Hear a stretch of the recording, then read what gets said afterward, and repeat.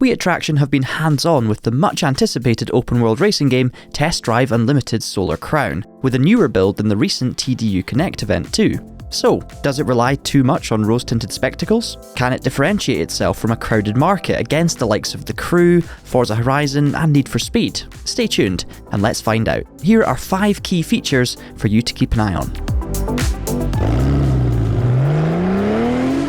There will be around 100 cars at launch in Solar Crown, which will be bolstered post-release. In true TDU style, they are displayed in lavish showrooms players explore in a first-person perspective. When in the dealership, you'll be able to check out key stats, open doors, sit inside, and take it for a, yep, you've guessed it, test drive, before purchasing. All exterior paint and interior combinations are in line with real-world options too. They will be broken down into 4 main categories, although the main focus is aspirational luxury. You have daily drivers, off-road, supercars, and hypercars. Behind closed doors at the recent German Gamescom event, developer Niels Quaife and Guillaume Guinet were keen to double down on the slow pace of vehicle acquisition. The Bugattis and Koenigsegg's that we purchased should take tens of hours to unlock. The idea is that you keep your car for days and days, Quaife reveals, so you build a bond and cherish it. Upgrading from an Alfa Romeo Mito to an 8C should feel like a significant achievement. This progression is at odds with most contemporary rivals, perhaps Need for Speed Unbound the closest to offering an analogous grind.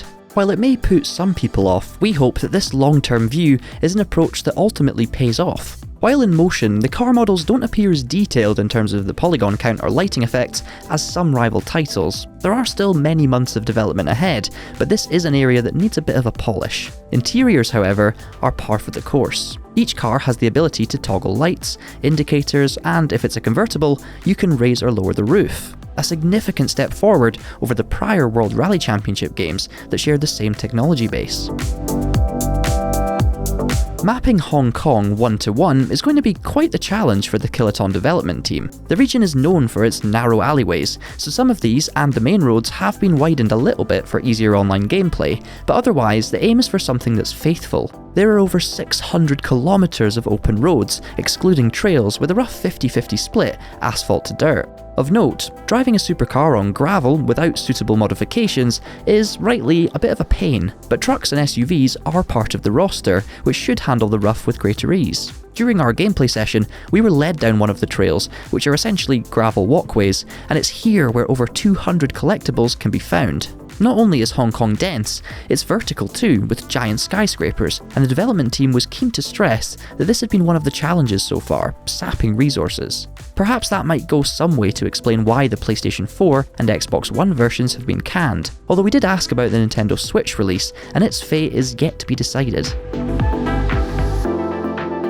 Being based on the KT engine, which formerly has been used for the likes of the WRC games and the TT Isle of Man title, means that the vehicle handling is on the more serious end of the open world racing spectrum. Surprisingly so. Slamming on the brakes at the last minute can lead to lockups and ploughing straight into a building, or rock face. When we watched the July's TDU Connect event, we thought some of the driving was ineptitude until we tried it for ourselves and slammed into the nearest van. So far, this is the most challenging driving experience in a game of this ilk, and it's hard to tell at this early stage if that is a unique selling point or a drawback. Certainly, there's a depth to the physics and the car setup options you'd expect from a track racer such as Forza Motorsport, not a Forza Horizon rival. At Gamescom, the scope of Solar Crown finally hit us. This is the driving game equivalent of World of Warcraft, or the Elder Scrolls Online. It's not necessarily going for the shiniest visuals on the market, aiming for a youth market with a hip-hop star on the cover, nor an overload of sugary rewards. It's like those open-world Assetto Corsa PC mods mixed with the slow grind of an early Gran Turismo game, but permanently online. As you explore Hong Kong, 6 radio stations, each with around 10 hours of audio, will tickle your ears. What you hear is synced with every player around the world at the same time. The same is true of the dynamic time of day, or the weather effects. While you will see up to 8 players in a workshop modifying a car, witness up to 12 players in free roam close to you, and bump into 60 players in hubs such as hotel lobbies and nightclubs. Knowing that every player in the world is listening to the same music at the same time of day could make the environment feel more populous than it really is. It's amazing what gameplay can do to your perception of a game, even in the embryonic stages with several rough edges. Following the initial announcement of Solar Crown in 2020, before delays from 2022, then to 2023 and now early 2024, we were, along with Miley Cyrus, a bit jaded.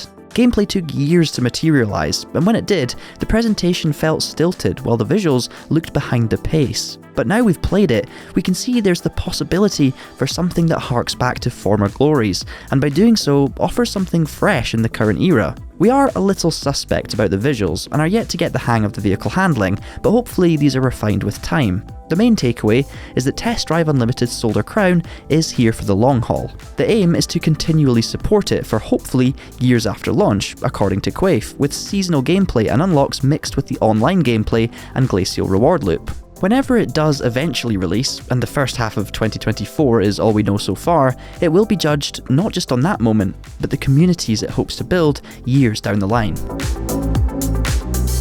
We want to hear from you lot. What are you thinking about Test Drive Unlimited's Solar Crown? Are you excited? Are you pessimistic? Let us know down in the comments below. Subscribe to the Traxion channel for more updates going forward, and hit the notification bell to catch all of our videos as they're released. Until next time, thanks for watching, keep it pinned, and have a great day.